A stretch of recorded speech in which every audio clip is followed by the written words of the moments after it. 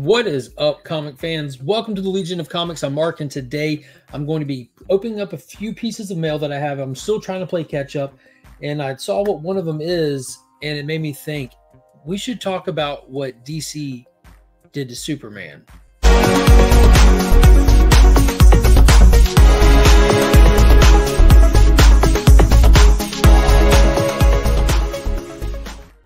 Be sure to hit the thumbs up, subscribe to the channel, all that good stuff. But most importantly, be sure to check out the channel sponsor, Big Time Collectibles, at their website and on social media.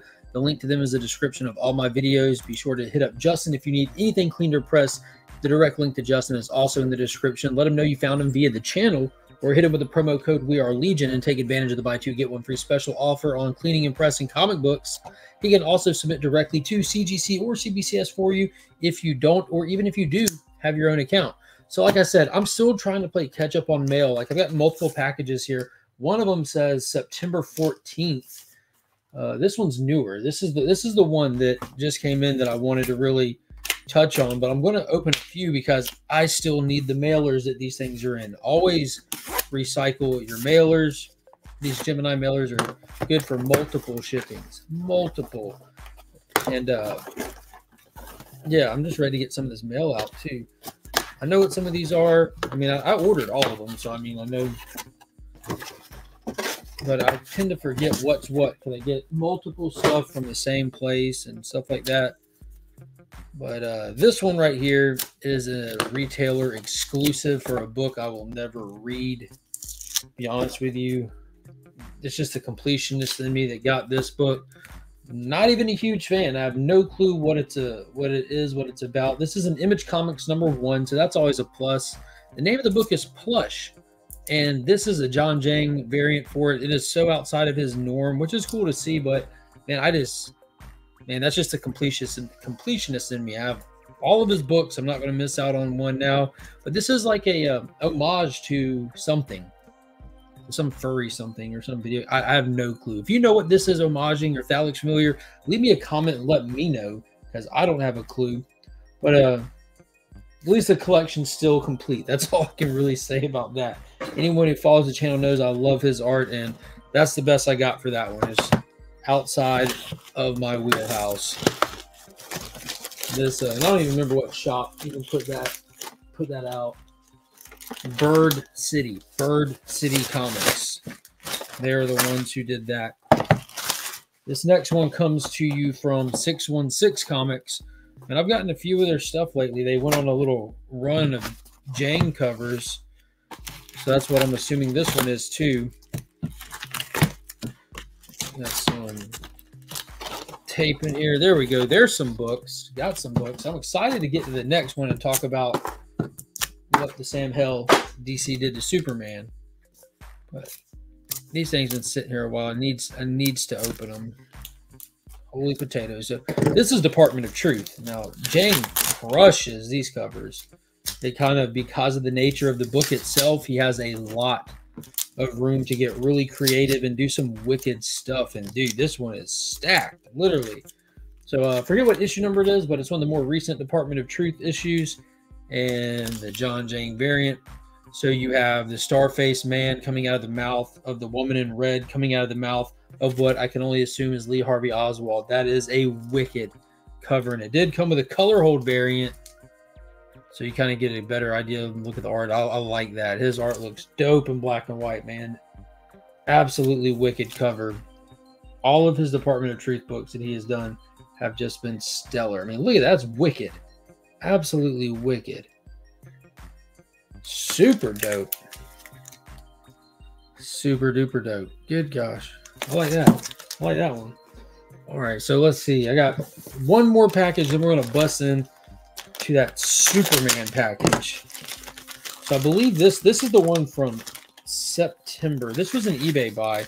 So like when it comes to collecting all the Jang stuff, every now and then like there'll be versions of the same book that I don't pick up.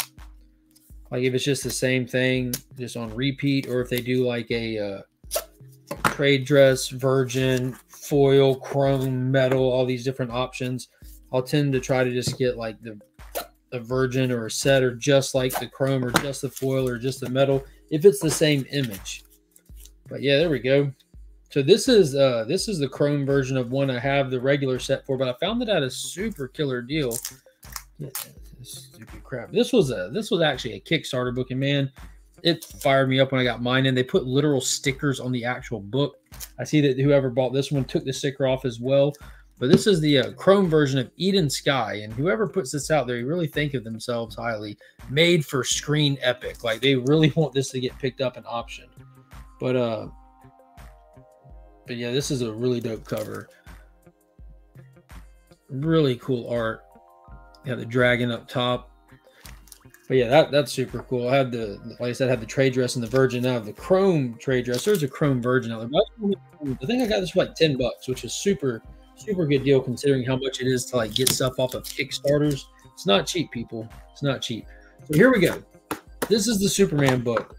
I got this from some D-bag on, what do you call it, eBay. They had great reviews. I got the book at a great price. And the name of the seller, that's important here. So the name of the seller it was like RT something, but they had a shop. It's RK452. But they do have an eBay store, KT, the letters KT Comics and Collectibles. And got it from there. Never bought or heard from them before. And 100% positive feedback. Over 10K items sold. And they send it in this little thing in between some backer boards. So not the greatest of packaging here. But I messaged them and said, thank you for the purchase. Look forward to getting the book in. Be sure to give you a shout out when I get it in, because I have a channel and I try to pass along the word. And they responded like, don't say my name on your YouTube channel. I'm like, nah, bro, it's kind of what I do. I buy stuff, and when I get it in, I talk about the stuff and where I got it from, and if it's like good shipping. It's all part of the collecting hobby, like how you receive books, get books, things to watch out for when you're purchasing books, communicate with the seller, stuff like that.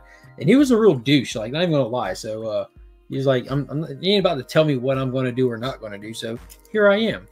Again, KT, the letters KT, Comics and Collectibles, is the douchebag that said, don't say my name. Bro, you're on a public selling platform. Get real. But anyways, book came in fine, despite the medium level of protection it had on it. And it brings us to the topic of the video. What did DC do to Superman? So in the 1970s, the unthinkable occurred, and Jack Kirby moved from Marvel over to DC. And he came in like a whirlwind. He came in just doing all kinds of stuff. But it all started with a title called Superman's Pal, Jimmy Olsen. And Kirby requested that book. Not that one specifically. They asked him what he wanted to do. He said, what is your least selling title right now? What needs the boost? And it was that book at the time.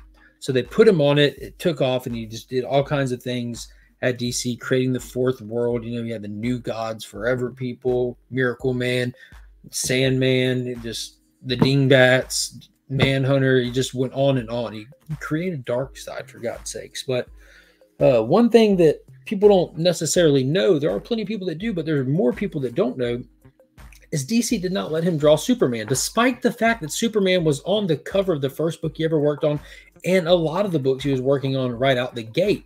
So one thing about Superman was he's their tentpole. He had this style, this design that DC just thought was so marketable, and it really was. People saw him, like you could say Superman, in everyone's mind eye kind of went to the same artwork style, and it was nothing similar at all to what Kirby would do. He would do this dynamic, crazy, like taking perspectives in different ways that they'd never been done before at DC. And it worked well for Marvel, but DC had this golden age style to them still, even in the Silver Age, and in even some of their titles into the Bronze Age. And DC was concerned with how he might draw Superman more blocked out with these thicker black lines and everything. So what they did was they had other artists come in behind him and draw over his artwork. Now that's unthinkable to believe, that the legend that he is now, that he's known everywhere, that someone would draw over his art because they didn't want it to look so Kirby-ish. It was said that he even had problems drawing the S and keeping it consistent in some of the panels and stuff that he worked on. But DC had Murphy Anderson and Mike Royer come in and draw over top of it. And it's kind of evident when you see it.